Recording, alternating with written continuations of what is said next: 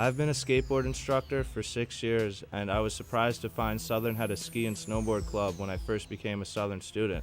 I thought that having colleges condone these non-traditional sports is a wonderful idea, and it gives students who don't like traditional sports a positive outlet for stress and energy. With 2 indoor parks and a free outdoor one in the immediate area, Southern has a huge skateboarder presence. So yeah, I've been skateboarding for about 9 years now. I did the sport for plenty of years. I've been skateboarding for about 4 years.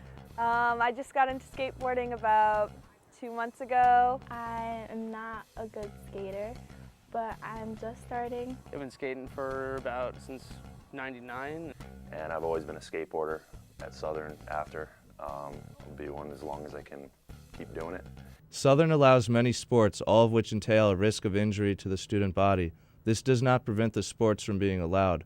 I approached student life about the concept of a skateboard club more than a year ago, but I'm still awaiting approval from the school. I would say sometime last fall we received a proposal for a skateboard club, and since then we've been working on approving the organization. All my friends back home think girls can't really skate, so my friends wouldn't teach me. And then I met Brian, so he told me about how he's trying to get skate club started. I didn't really know that there was a skate club at Southern, but I think that it should definitely get approved. It'd be a lot easier if the skateboard club got approved to be able to skate more. I definitely have found a lot of interest in the sport and respect it, and realize that it's not respected enough, that it is a real sport and should be given rights to a club like any other interest group gets their rights to their own club. The concerns, quite frankly, are that there is a large or a major inherent risk associated with skateboarding and the use of university property, and the damage to the university property if we approve the club and we basically acknowledge that the activities will be taking place on campus. So, As far as danger in skateboarding in comparison to football, I'd say football is all around more dangerous than skateboarding. I've played football since I was 8 years old. I've been skateboarding since I was about 11 years old. And doing both of them, I have more risk of injury during football. At this point, what we're doing is trying to figure out how we can approve the club without causing risk to the students or to the university property. Brian's lessons are always helpful. He really takes the time with you to learn your stuff and get it down without getting hurt. Due to liability concerns, Southern skaters often practice off campus at insured facilities to prevent unnecessary friction with Southern police officers.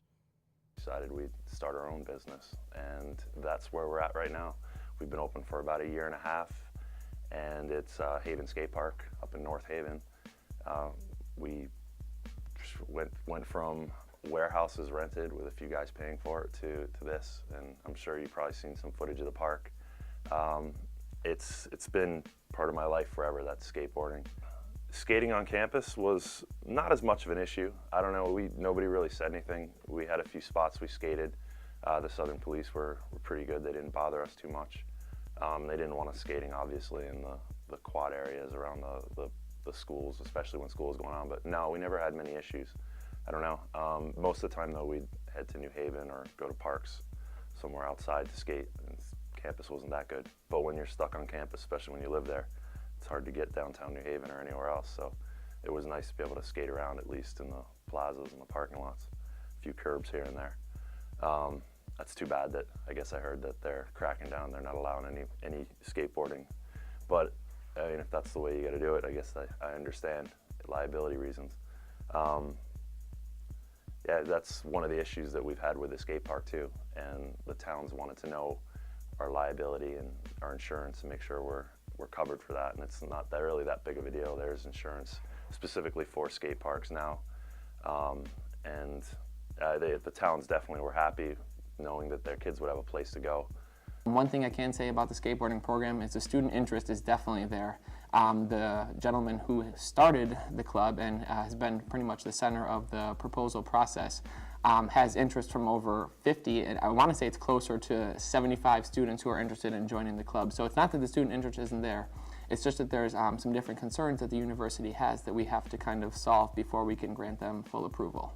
Southern students are very fortunate to have two relatively new indoor skate parks in the immediate area, but both of the indoor facilities, although wonderfully built, cost money to use and have limited hours of usage available per day.